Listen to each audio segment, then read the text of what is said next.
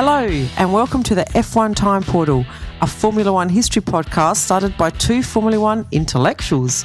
I'm your host, Rosa. And I'm your Ford Mustang host, Luigi. And today we're taking you back to the 1964 season. So let's go. Ooh, the Ford Mustang. I do like that car. It started in 64, so it's not like the modern day Mustangs we see, which I still quite like them. I mean, I know they seem a little bit...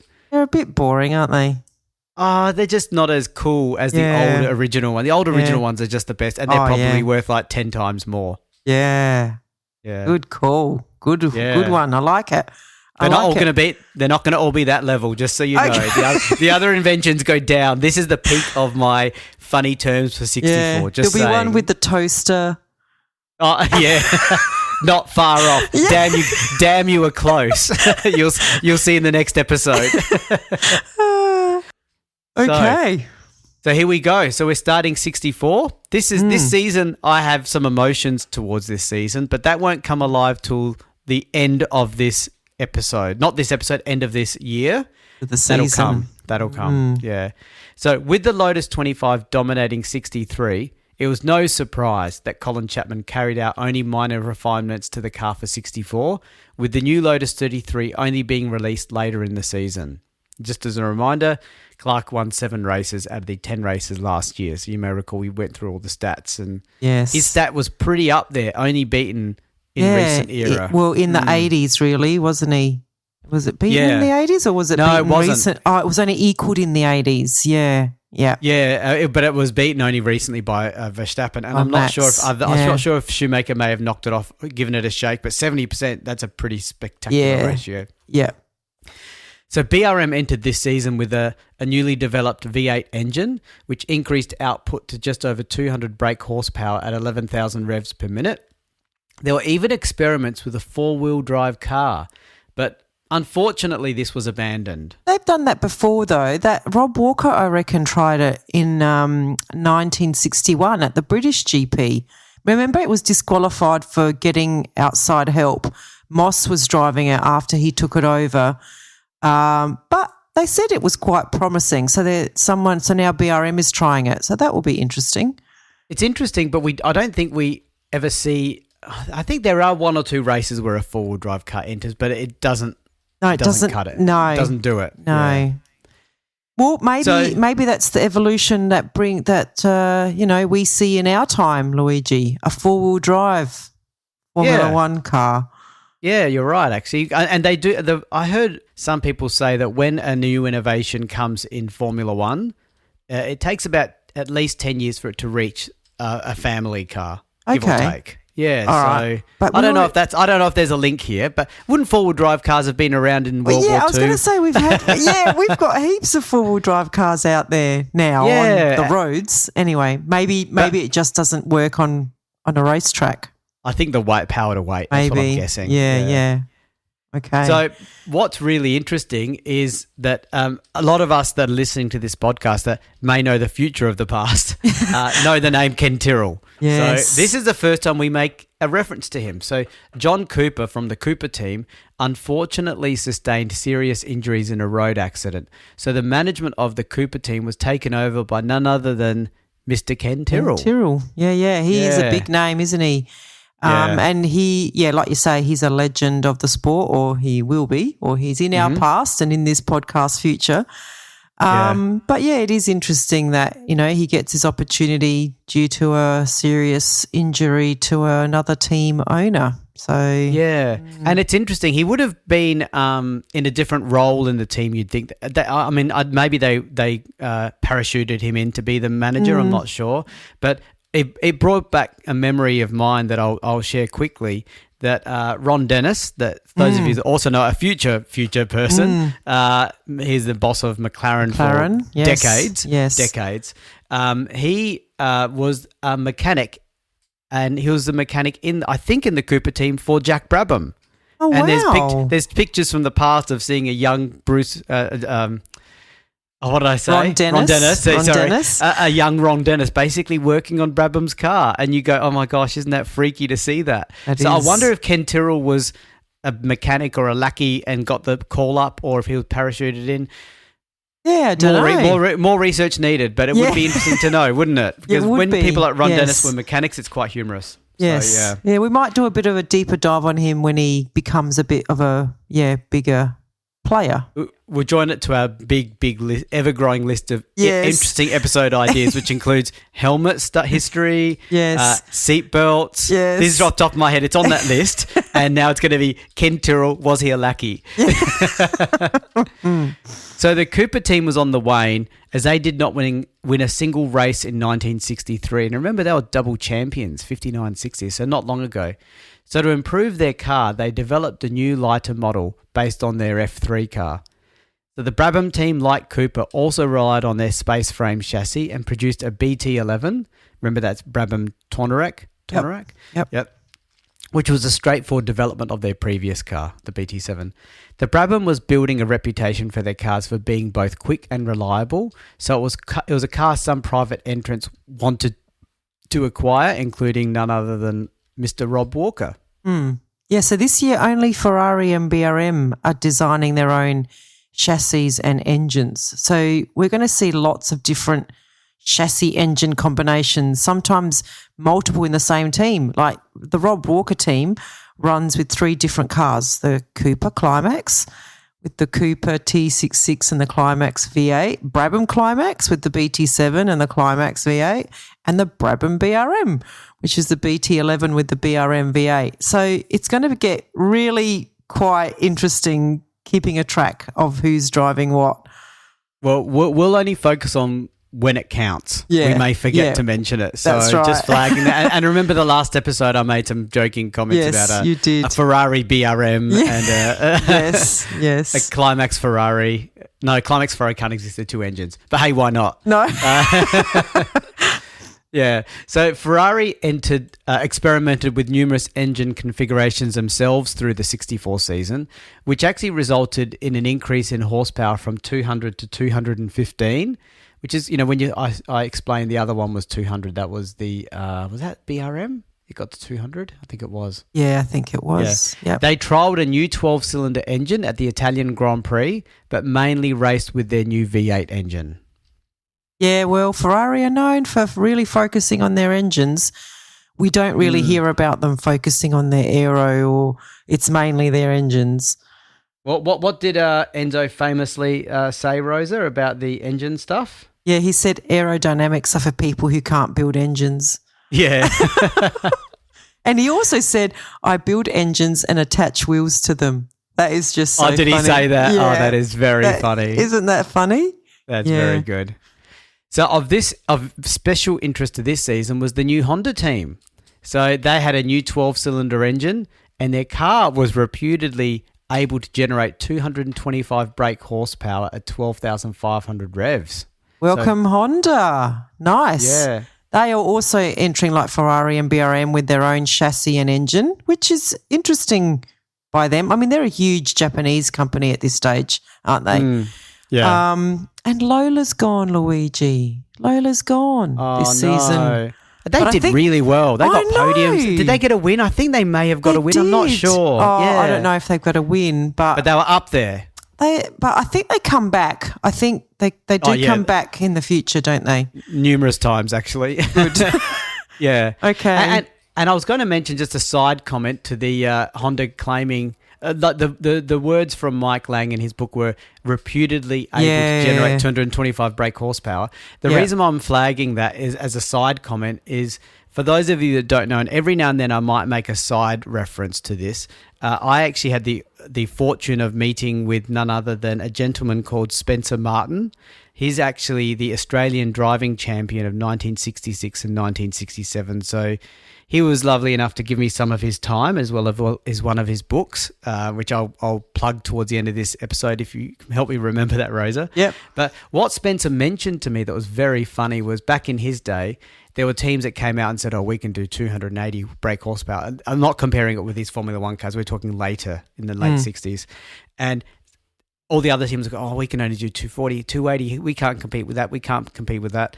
And there was a real, we can't compete with them until they got their hands on the other engine. I don't know how. And they put it on a dyno and found that it was at 240 just like theirs. So this was the era of lack of science, little bit of creative exaggeration is a good way of putting it. So did Honda really do 225? And that explains why Mike Lang said, reputedly able to generate. Yeah.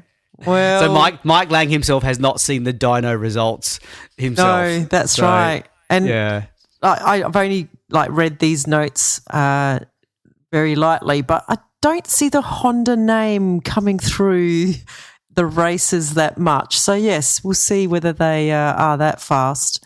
Yeah, but they have a long history of Formula One. They've got a history of coming and going a lot. And they've got lots of different roles, don't they? Like here, they're a factory car, a factory team here, but they do lots of different things in Formula One. So it'll be interesting to follow them. Yeah. And the other thing we see this season is the development of wider tread tyres. Dunlop created their R6 tyre. So That notes down. We need to do a tyres episode. Yes, yeah. I'm writing these things down so we don't forget. We're going to see a lot. We're going to hear a lot more about tyre development. I think it hasn't really been a big thing even in Mike Lang's books, and on anything. You don't really read anything about tyres, but I think that's going to start featuring more and more. Absolutely. And these cars were limited primarily by some key elements. Like they had these amazingly powerful engines, but the power was being transferred on very thin tyres. This is the first time we've seen that real focus on those tyres.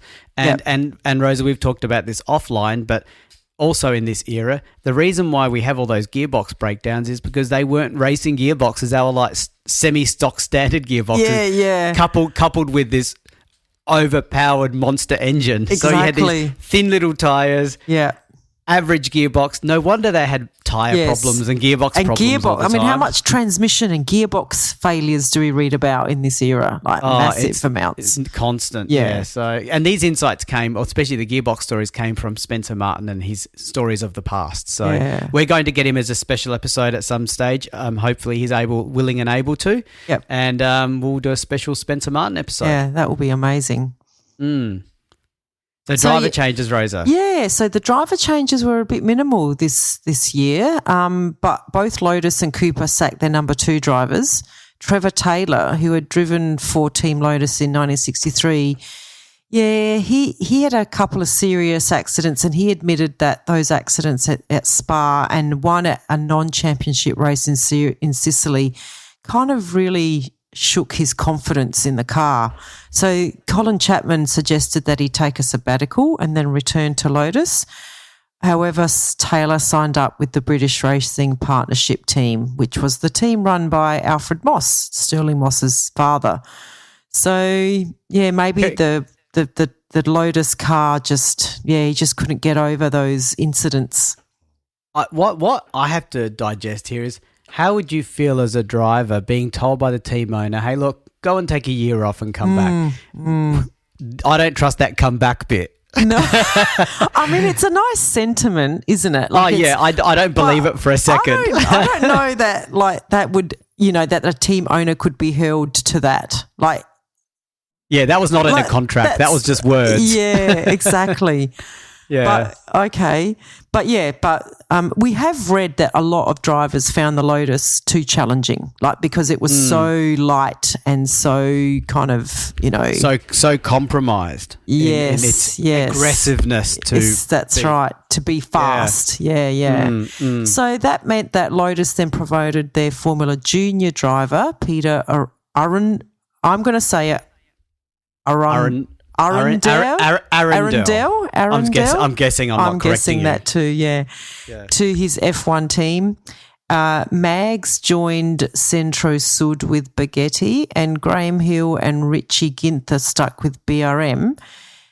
Phil Hill joins the Cooper team alongside Bruce McLaren. Now, his seat was intended for another US driver, Tim Mayer. However, Mayer unfortunately passed away as a result of injuries sustained during a crash participating in the Tasman series. So that was very unfortunate. So we have to remember, like, these race drivers, they did a lot of racing outside of the Formula One Championship, and it was, just as dangerous or even more dangerous for them. Exactly. In those other competitions. And those of you that are not familiar, the Tasman series is actually a series run in Australia, and it attracted all the big names. So, funnily enough, I'm not named. Yes, I'm name dropping Spencer Martin, but he drove in that Tasman series against Jim Clark and Graham Hill, and Jack Brabham and Bruce McLaren. So those guys came down to Australia to enter those races, not even for championship success, just to race. Race, yeah. They had it in their blood. They needed to race. Yeah.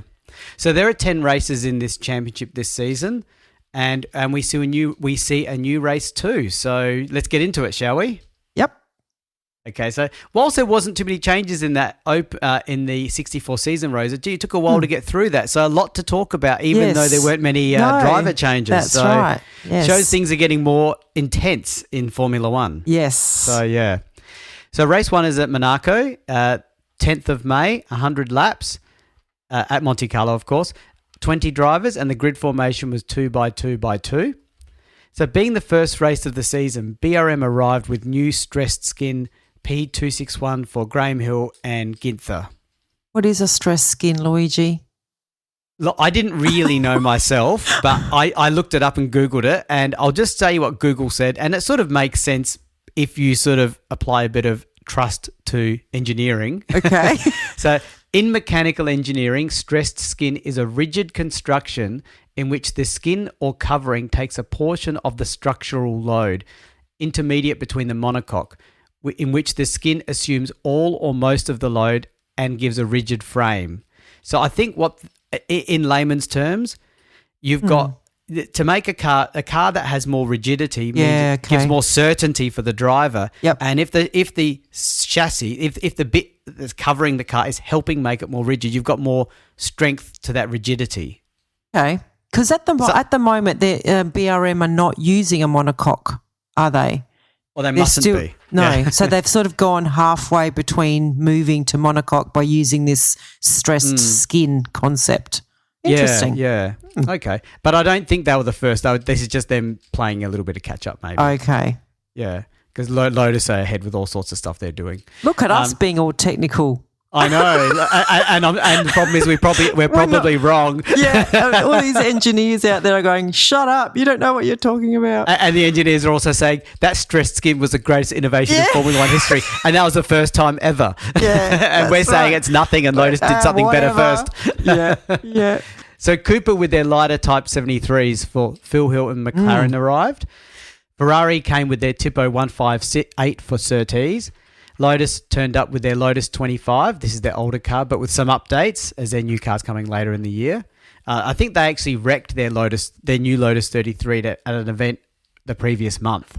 Oh, okay. Yeah, so they were held back from having that car. And I think we talk about that a little bit more later. Okay. So to practice, Clark and Gurney were initially absent, but on Friday morning they were soon recording some very competitive times. Luigi, why were they absent? Are they sick? What's going on? They were sick in the head. They were sick in the head. Oh, that's okay, harsh. so that was harsh. That was overly harsh. Okay, for some reason, not sure why, but they were on their way back. They were on their way back from practice at the Indianapolis 500. Oh, wow. Oh, that is gold. Okay. Why were they there? It's weird. I don't get it. They drop it from the F1 calendar in 59, 59, I think. 59? Yeah, 59, was the last time it appeared. Yeah. And now the F1 drivers want to drive on it. Now, when it doesn't count. I did have to laugh when I read your notes, and I did actually find out a little bit more about it. But we do have to talk about the Indy race a little bit more. So just be cool. Just be cool. Now that it's not part of F1, we can talk about it. All right. So, does that make sense? Yes, it does. Yeah. So strangely, I know how your brain works, Luigi, and that makes sense. So there was a lot of money on offer. I think they all came down to the prize money, and Ford actually funded Chapman's entry in 1963 as well because they Wow. wanted to win the race, but they finished second that year and they took home $55,000 US. And so Ford funded him again to go in 1964 and they tried to win the $125,000 prize money, which apparently is more than what the whole Lotus team could earn in a full year of Formula One. That is huge. Well, we need to currency convert that, Rose, and I know you haven't done it. I haven't done it. But maybe between this, when we do part 2 of this episode, we'll come back to this and we'll do a currency conversion of 125,000 US in 64 in current money. Yeah, that's right. Because I think we've got to appreciate that stat. Yeah, such an interesting stat. The whole year. The whole year. Yeah. So look, they bombed out, I think, and they might have bombed out during practice or something because they're back. Because I looked up the dates. They should have. The race was actually being held. The Indy race was being held like the day after this race. So anyway, they bombed out, and they blamed it on the tyres, in what I read.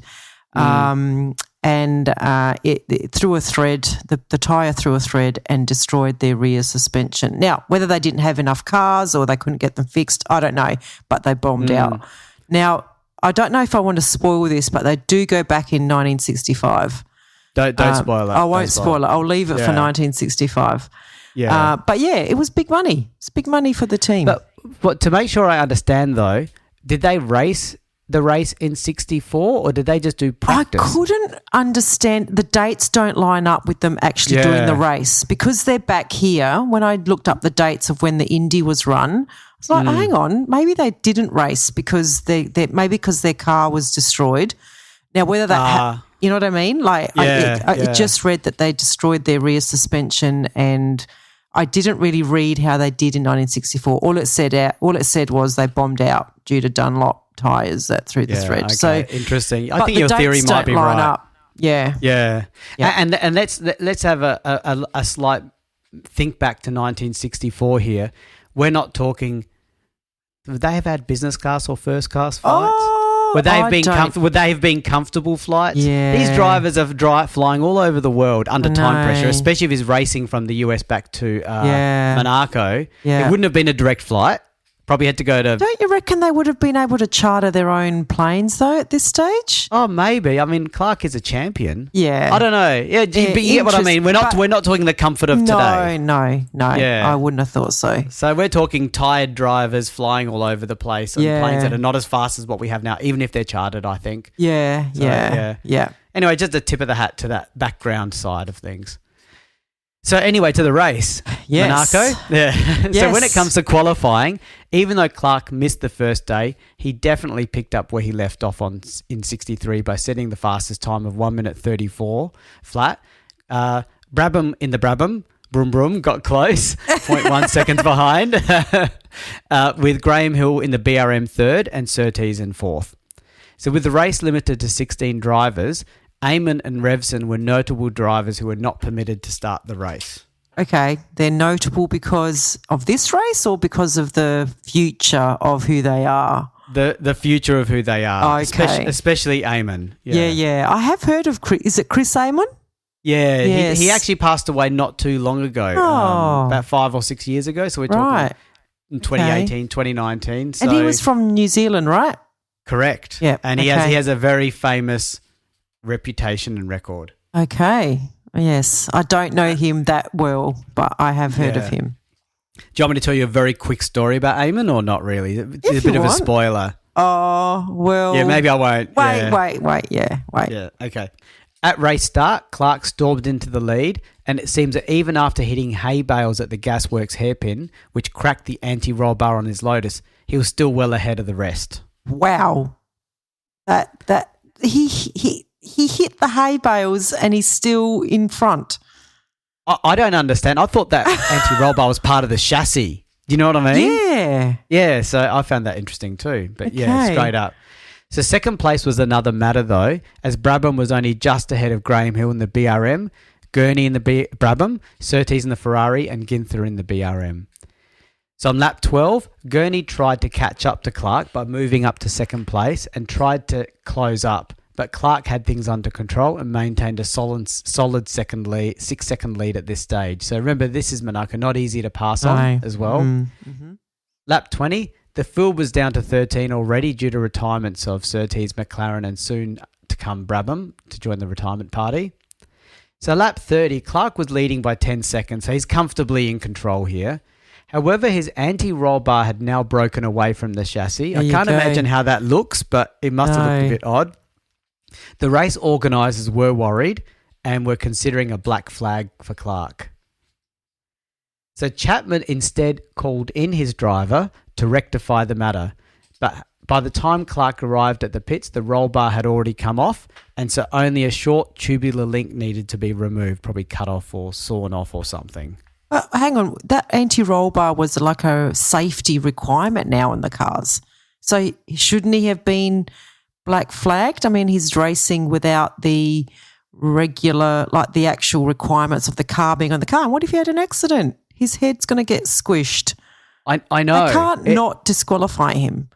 It's interesting, but in the heat of the moments, these things are decided very quickly and it's all about winning, right? So, and we know what the race organizer, the number one rule in Formula One is no push starts. That's right. That's the most serious thing you can possibly do. And this doesn't even rate. No. The risk, the organisers don't like it if the anti-roll bar looks a bit disconnected. But if it's not there, that's okay. No one will know. No one will know. It is nuts, isn't it? It doesn't make sense. That is nuts. That should have been a disqualification. Absolutely. Yeah. So despite this quick stop, Clark came out behind Gurney and Hill. So he didn't lose too many positions, which showed how much ahead he was. This then made the race interesting because Gurney was now struggling with a slight fuel leak and Clark was chasing them down at a significant pace. No doubt not in the happiest of moods, having to come in for what was not really, in his mind, a required pit stop. You know what I mean? Yeah. So we are now at half distance and the leading trio were now nose to tail. I can't believe that Clark is pushing that hard. Like if you're in a car without a significant safety feature and you're still pushing that hard to win the race, like that is amazing racing. Yeah, correct. As long as he doesn't have an accident and roll his car. Yeah. Yeah, I know. I mean, you don't even want to think about it, do you? No. Yeah. But let's not forget these anti-roll bars are new. They didn't have these not in the past. So, yeah. So on lap 53, Graham Hill got past Gurney and into the lead and he set a new lap record and he started to draw away. Clark was now desperately trying to find a way past Gurney, but this was resolved on lap 62 when Gurney entered the pits to retire with a broken gearbox. Then Clark was free to chase downhill, which he tried, but he basically wasn't able to keep up. Then in lap 80, puffs of blue smoke appeared from Clark's car. He persisted, but by lap 92, with 8 laps to go, he actually retired with no fuel pressure. Oh, no. I know. That was going to be a great showdown, but I sort of am happy that he's okay and he's not driving around without a roll bar. Yeah. So this left Graham Hill in the lead with a lap in hand over his teammate in second place. So his teammate being Ginther. And with such high attrition, Clark actually returned to the race on lap 97 to see if he could grab third place. But then his engine seized solid and he was eventually classified as fourth, 4 laps behind. Not bad to get fourth for having retired sort of twice. Yeah, that's right. Not bad. Yeah. And Arundel, who was Clark's teammate, the guy who took over from Taylor at the sabbatical request of Colin Chapman, came third. Right. Yeah. So I'm going to put you on the spot now, Luigi. Is this part of Graham Hill's legacy of being Mr. Monaco? Is this his first race win here or is he second? Me, don't ask me questions like that. I don't know. But I know that he should have won 63, if I recall. That's right, yes. And I remember saying at the time, wow, he's got a big reputation on this track and here's a win that he should have won, but he didn't. Right. So he would have had even more. I know. We do a lot of these recordings in a row, so I get them all confused. But so I can't answer the question. Okay. Yeah. But anyway, Mr. Monaco is here. So, correct. Yes, Graham Hill then leads the championship table with 9 points. Richie Ginther on 6 points in second place. And, Peter Arundel on 4 points. And in the constructors, we have BRM on 9, Lotus on 4 and Cooper on 2. Okay. And the interesting thing is just talking about Monaco and the Hill legacy and the Hill surname. Graham Hill's son, Damon Hill, never wins the Monaco race. Oh, poor Damon. We'll get to Damon. He got so close many times. One in particular where he retired all by himself with that engine issue. But yes. Anyway, it's a bit of a spoiler, but a 70-year one, so I think we can get away with it. We can get away with that one. Yeah. So we're up to race 2, the Dutch Grand Prix, the second race of 10. This is at Zandvoort. It's on the 24th of May. It's an 80-lap race, and there are 19 drivers participating with 18 starting, and the grid formation is 3x2 by 3x2. And just as a reminder, we haven't said it for a little while, but we mention the grid formation because it's so different to what we have now. So when I say 3x2 by 3, it's 3 in a row side by side, then 2 in a row, 2 side by side on the next row, then 3 in a row side by side on the third row. So it's quite a different weight layout. I think it's because the cars were a lot smaller as well, so they could fit. And we still have to work out ourselves how they determined which one was pole. Because if you're on the front row, you want to have an advantage over the other two guys, right? I have read a lot that it's about the racing line. Like it comes through a lot. Like that. Yeah, they have the best racing line, so that's how they choose the pole. Yep. Okay, I'm glad to hear that. That makes sense. Okay. So it's not a silly reason like pushing the car. That's right. No. Number one rule. Closest to the pits. No. Yeah. Okay. So in the race, Gurney in the Brabham, Clark in the Lotus, and Graham Hill in the BRM were really the pace setters, and they qualified 0.1 seconds from one another, with Gurney in pole, followed by Clark and then Graham Hill. At race start, Clark took the lead, with Graham Hill and Gurney following. Arundel did well to take up 4th place, up from his qualifying position of 6th. I can say Arundel quite well, but for some reason, Rosie, you struggle with the normal names. I know. The normal names. That's right. It's not fancy French name or anything. Like Mendy. Yeah. Menditigi. Yeah. So Clark quickly pulled out a lead over Graham Hill, with the leading trio pulling away from 4th place, which was now Surtees. Surtees, however, was now on a charge, and he moved up to 2nd place, passing Gurney on lap 10 and then Hill on lap 22. So that put him up to 2nd. Gurney then had quite a memorable retirement. He went into the pits complaining about the rear suspension. Then the team found that the steering wheel caused the issue, as one of the spokes had broken. So the spokes on the steering wheel. Okay. So, with no spare steering wheel available, he had to retire. How can you not have, that is one of the spare parts that you just have around, wouldn't it? But how hard is it to have a spare steering wheel? I know. I don't understand this. I don't understand that at all. What happened? He was up there. He was in the top 3.